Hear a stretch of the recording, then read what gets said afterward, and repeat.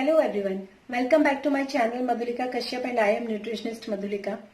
और आज मैं आप लोगों के साथ एक डिस्कस करूंगी टॉपिक जो कि थायराइड से रिलेटेड है। और ज्यादातर मेरे जो टॉपिक होते हैं वो थायराइड से ही रिलेटेड होते हैं, क्योंकि मैं उसी के ऊपर ज्यादातर काम करती हूँ।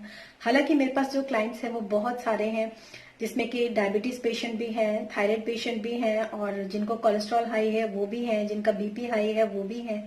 और बेनिफिट भी सबको होता है, ऐसी बात नहीं है, क्योंकि मैं सिर्फ डाइट ही जो होता है उसी से ट्रीटमेंट करती हूँ, और जो सप्लीमेंट वगैरह होते हैं वो भी एडवाइस करती हूँ अगर जरूरत होती है तो। लेकिन आज मैं बात करूंगी थायराइड और ये जो आपका हॉशिमोटो थायराइड होता है, यानी कि ऑटो इम्यून डिसऑर्डर जिसको बोलते हैं, इन दोनों में क्या डिफरेंस है आज हम थोड़ा सा इस चीज को समझेंगे, ताकि आपको अपने आप को समझने में, अगर आप थायराइड पेशेंट हैं तो आपको अपने आप को समझने में थोड़ी सी आसानी होगी।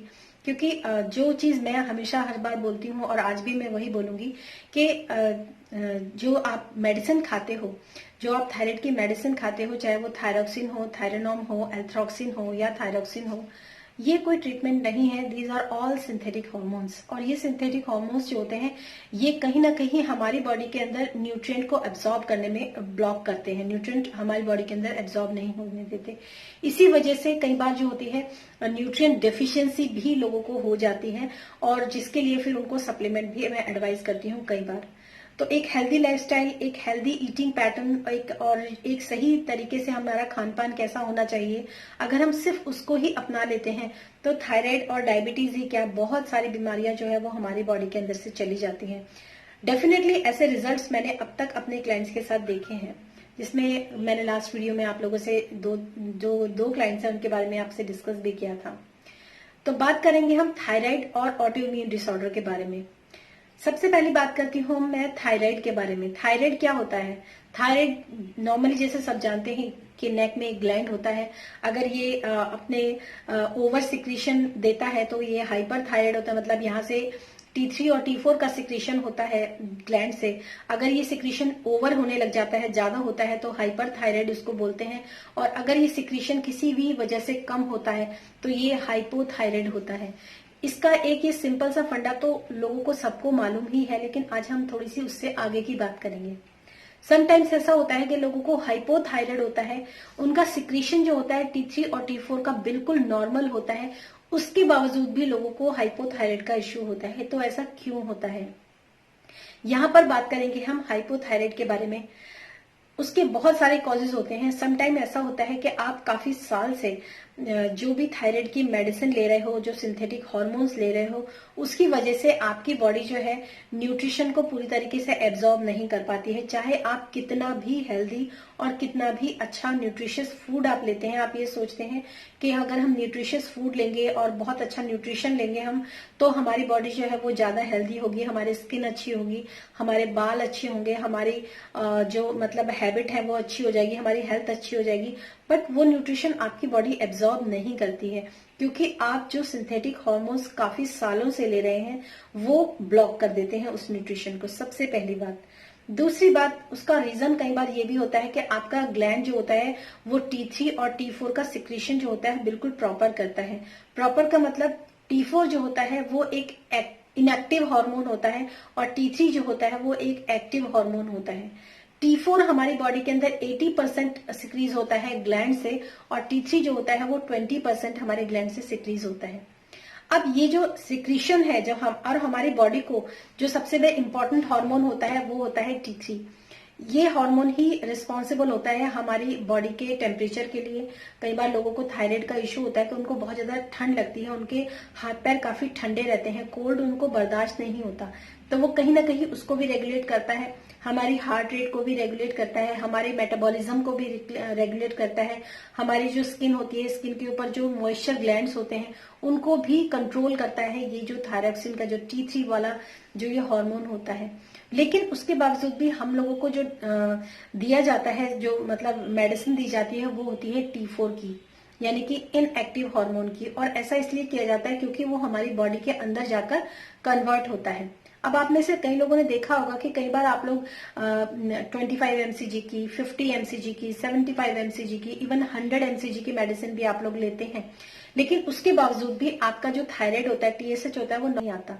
उसका रीजन ये होता है कि जब आपने ऐसा इनएक्टिव हार्मोन लिया T4 का, आपका जो लिवर होता है वो उसको कन्वर्ट करता है T4 से T3 में। लेकिन अगर आपका लिवर टॉक्सिनेटेड है, अगर आपका लिवर स्लगिश है, फैटी लिवर है, आपको कॉन्स्टिपेशन रहता है, आपको एसिडिटी है, आपको ब्लोटिंग होती है, आपको जो भी आप खाना खाते हो वो आपको डाइजेस्ट नहीं होता है प्रॉपर, तो वो कन्वर्जन जो होता है उसके ऊपर भी फर्क डालता है।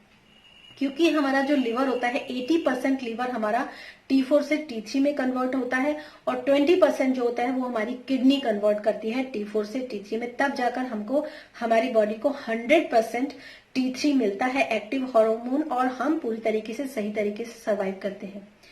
अगर आपकी बॉडी, अगर आप एमसीजी बढ़ाते चले जाएंगे तो डेफिनेटली एक टाइम में ऐसा जरूर आएगा जब आपका TSH नॉर्मल हो जाएगा, लेकिन उसके साइड इफेक्ट्स जो होंगे ना वो आपकी बॉडी के ऊपर पूरे दिखाई देंगे। जैसे आप मेडिसिन भी लेते हो लेकिन उसके बावजूद भी आपको पूरी तरीके से, जैसे आपने देखा होगा कि आपका लेथार्जिकनेस रहती है, आपके एनर्जी लेवल्स डाउन रहते हैं, हेयर फॉल बहुत ज्यादा देखने के लिए आता है, एलोपेशिया जो मतलब थायराइड में हो जाता है लोगों को, बार्डनेस हो जाती है लोगों को, और टेम्परेचर बहुत ज्यादा, हाथ पैर एकदम ठंडे रहते हैं उन लोगों के, ठंडा उनको बर्दाश्त नहीं होता, या फिर अगर मैं कहूँ कि उन लोगों की स्किन जो होती है वो इतनी ड्राई हो जाती है कि कई बार वो एजिंग की तरफ प्रोसीड करने लग जाते हैं।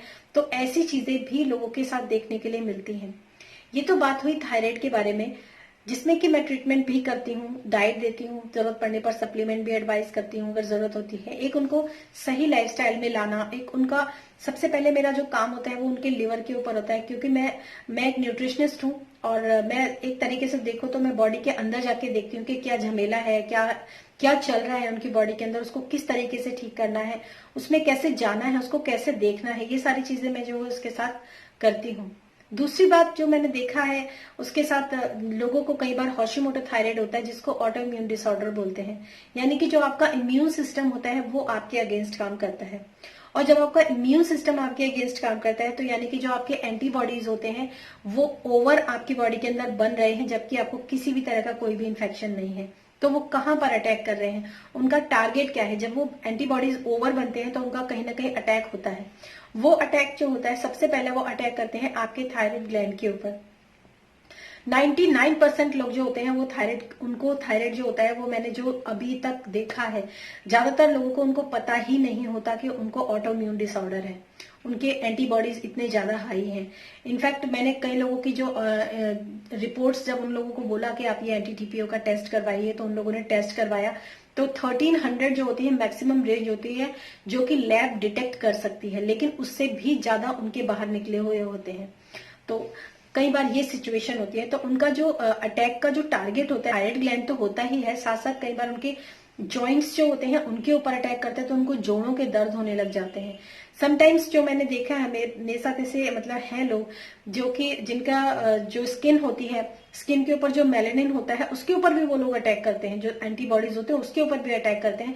तो लोगों को पैचेस हो जाते हैं, व्हाइट पैचेस, जिसको ल्यूकोडर्मा भी बोलते हैं। आप लोग नाम सुना होगा आपने ल्यूकोडर्मा, जिसको सफेद दाग बोलते हैं। वो भी कई बार ऑटो इम्यून डिसऑर्डर का ही एक नतीजा है। लेकिन लोग बाग जो होते हैं उसके लिए काफी सारे ट्रीटमेंट करते हैं, लेकिन एक जो मेन उसका रीजन होता है और उसका जो ट्रीटमेंट होता है, अगर आप अपने नेचुरली एंटीबॉडीज को डाउन करते हैं, जो कि मैं करती हूँ, जो कि एंटीबॉडीज को नेचुरली डाउन कर देते हैं, तो ये जो प्रॉब्लम होती है ये धीरे धीरे करके रिड्यूस हो जाती है। फिर विटामिन B12 है, D3 है, ओमेगा 3 है, इस तरह की जो स्पेसिफिक जो कि न्यूट्रिएंट्स होते हैं, जो सप्लीमेंट होते हैं, वो एडवाइस करने से काफी हद तक ये चीजें जो होती हैं वो रिकवर हो जाती हैं। तो आपको सबसे पहले आपको ये समझना चाहिए कि आपको थायराइड का इश्यू है, आपको लिवर आपका ठीक से काम नहीं कर रहा, कन्वर्जन ठीक से नहीं हो रहा है, या फिर आपको ऑटो इम्यून डिसऑर्डर है। हमेशा जब भी जैसे मेरे पास कोई भी आता है क्लाइंट, कोई भी मुझसे कांटेक्ट करता है, तो सबसे पहले मैं उससे यही बात करती हूँ कि आपको एक्चुअली प्रॉब्लम क्या है। जब उनकी प्रॉब्लम, उनके सिम्टम्स मुझे पता चलते हैं, उसके बाद ही मैं डिसाइड करती हूँ कि इनको क्या प्रॉब्लम हो सकती है। अकॉर्डिंगली कभी जरूरत होती है तो मैं टेस्ट भी बोल देती हूँ, अदरवाइज मैं उनका जब ट्रीटमेंट स्टार्ट करती हूँ तो काफी अच्छे रिजल्ट जो होते हैं उनको 2 से 3 हफ्तों में, मतलब 10 दिनों के अंदर उनको काफी अच्छे रिजल्ट जो होते हैं वो मिल जाते हैं। तो इस तरह की प्रॉब्लम्स जो है वो मैं आजकल लोगों के साथ, उनके साथ डील करती हूँ।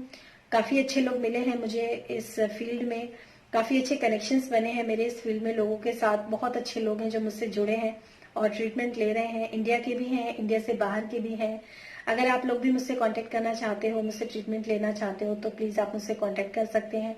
मेरा व्हाट्सएप नंबर और मेरी ईमेल आईडी दोनों का डिटेल्स जो है वो आपको डिस्क्रिप्शन बॉक्स में मिल जाएंगे। Thank you so much and thanks for watching this video. Till then, stay happy, stay blessed. Bye bye.